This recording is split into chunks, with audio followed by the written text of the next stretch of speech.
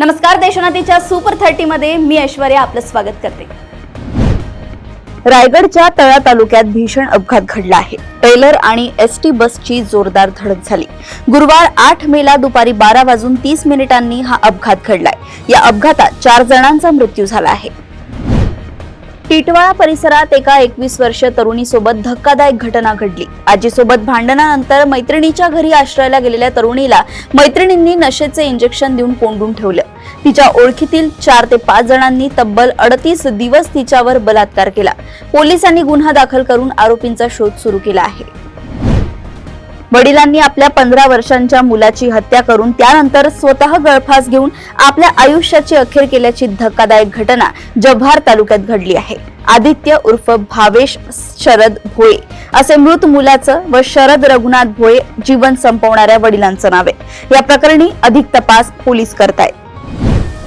पत्नीचे विवाहबाह्य संबंध असल्याने वारंवार बोलूनही कसली सुधारणा न झाल्याने राहत्या घरी गळफास घेऊन पतीने जीवन संपवल्याची घटना 29 एप्रिल रोजी बीड येथे घडली होती। आत्महत्येस कारणीभूत ठरलेल्या पत्नीसह प्रियकरावर आष्टी पोलीस ठाण्यात गुन्हा दाखल करण्यात आलाय। महाराष्ट्र नवनिर्माण सेनेचे अध्यक्ष राज ठाकरे हे फक्त राजकारणी म्हणूनच नव्हे तर एक चित्रकार म्हणूनही प्रसिद्ध आहेत। त्यांचा मुलगा म्हणजेच अमित ठाकरे यांनीही राजकारणात पाऊल टाकले, पण आपण वडिलांप्रमाणे उत्तम चित्रकार बनू शकलो नाही याची सल अमित ठाकरेंच्या मनात आहे।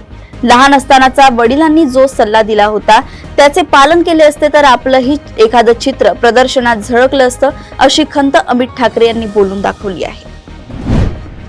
मालेगावमध्ये 2008 साली झालेल्या स्फोटाच्या खटल्याचा निकाल तब्बल 17 वर्षांनी गुरुवारी 8 मे रोजी जाहीर होणार होता, परंतु आजही निकाल देण्यात आला नाही।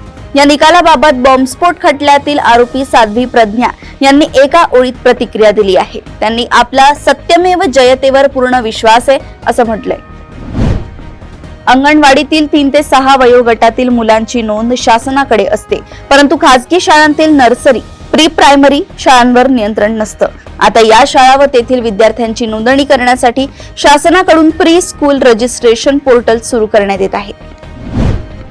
राज्यातील बहुतेक नगरपंचायती व नगर परिषदांच्या कर्मचाऱ्यांचे पगारासाठी आवश्यक असलेले सहाय्यक अनुदान प्राप्त न झाल्याने मार्च व एप्रिल महिन्याचे पगार रखडले आहेत। त्यामुळे महिन्याचे आर्थिक नियोजन कोलमडले आहे। तसेच कर्जाचे हप्ते, शाळेची फी वेळेत न गेल्याने कर्मचाऱ्यांना मोठा आर्थिक फटका बसलाय। राज्यातील मराठा समाजातील पात्र व्यक्तींना कुणबी मराठा जातीचे प्रमाणपत्र देण्यासाठी काही जिल्ह्यात वंशावळ जुळवण्याचे काम अद्याप अपूर्ण असल्याने तहसीलदारांच्या अध्यक्षतेखालील वंशावळ समितीला राज्य सरकारने 30 जून पर्यंत मुदतवाढ दिली आहे। यामुळे ज्यांना अजून प्रमाणपत्रे मिळाली नाहीत त्यांना ती मिळवण्याची आशा निर्माण झाली आहे। पिंपरी महापालिका हद्दीत पिण्याच्या पाण्याची मोठ्या प्रमाणात चोरी होत आहे। अनेकांनी अनधिकृत नळ जोडणी करत पाण्याचा वापर सुरू केल्याचं स्पष्ट होतंय, कारण शहरात दररोज 630 MLD पाण्याचा पुरवठा करूनही तो अपुरा व कमी दाबाने होत असल्याच्या तक्रारी आहेत। त्यामुळे महापालिकेकडून भोसरी, चिंचवड आणि पिंपरीत घरोघरी नळ कनेक्शन सर्वेक्षण सुरू आहे। यामध्ये 3 महिन्यात सुमारे 9500 नळ कनेक्शन अनधिकृत आढळून आली आहेत।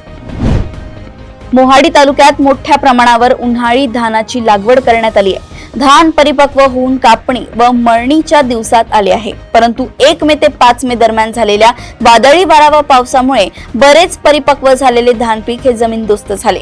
नुकसान झालेल्या धान शेतीचे पंचनामे करून आर्थिक नुकसान भरपाई देण्यात यावी अशी मागणी शेतकऱ्यांकडून होत असताना नुकसानीचा प्राथमिक नजर अंदाजाच्या अहवालानुसार मोहाडी तालुक्यात 1 हेक्टरवरही नुकसान नाही असं दर्शवण्यात आलंय।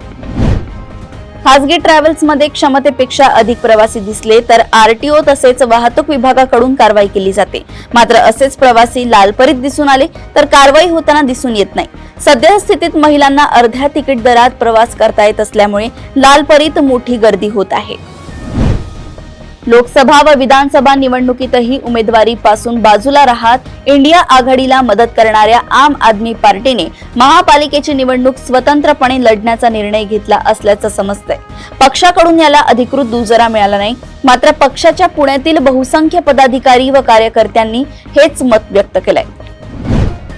दोडामार्ग तालुक्यातील आडाळी MIDC मध्ये दिवसा ढवळ्या कोट्यवधी रुपयांची खनिज चोरी सुरू असल्याचा धक्कादायक प्रकार उघडकीस आलाय।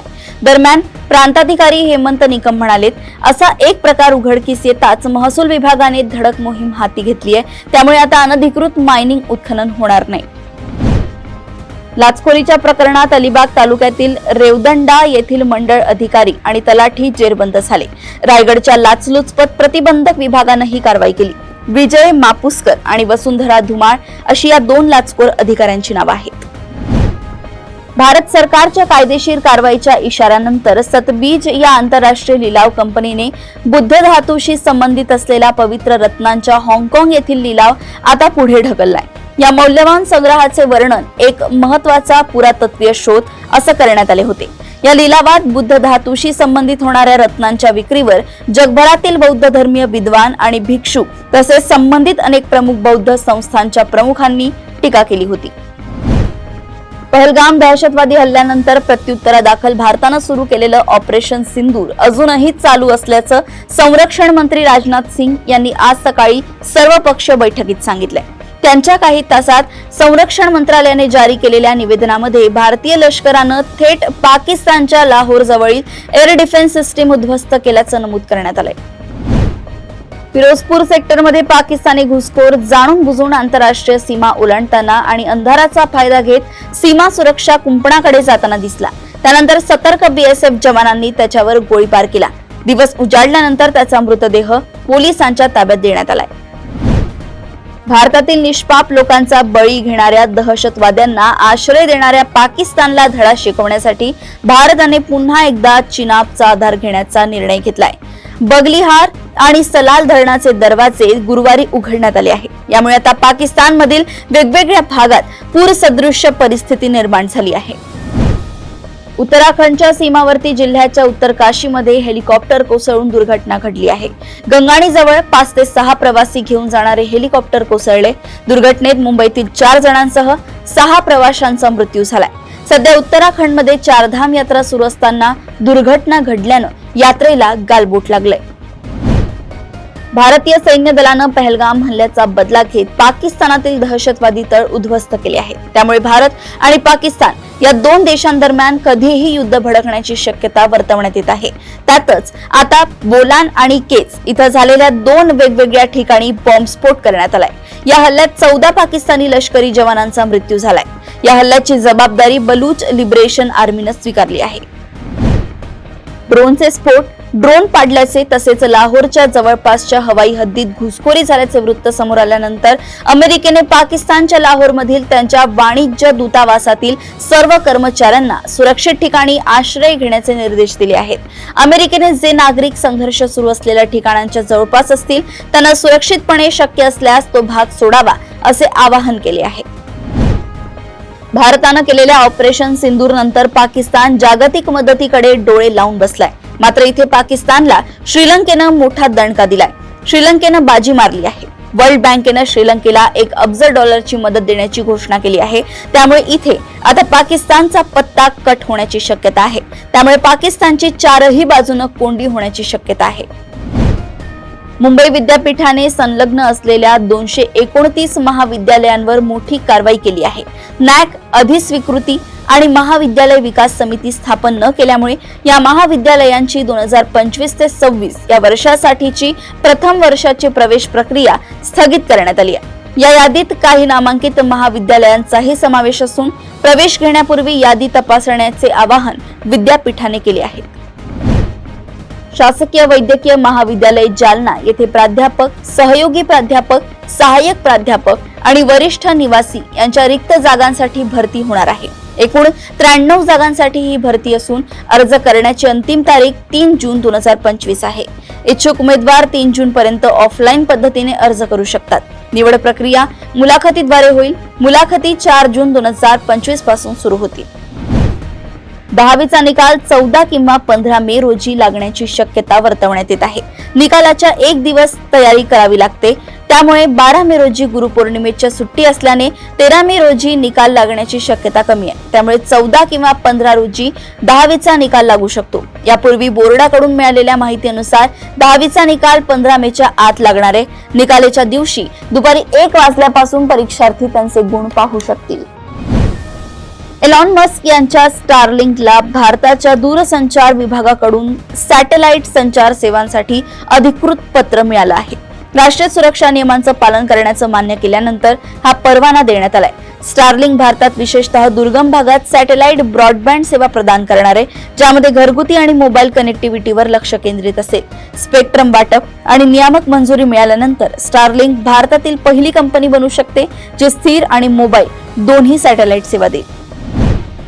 मुकेश अंबानी यांच्या मालकीच्या रिलायन्स इंडस्ट्रीजने बुधवारी 7 मे ट्रेडमार्क रजिस्ट्री ऑफिसमध्ये अर्ज दाखल केला, ज्यामध्ये भारताने पाकिस्तान विरुद्ध सुरू केलेल्या ऑपरेशन सिंदूरची नोंदणी ट्रेडमार्क म्हणून करावी अशी मागणी करण्यात आली.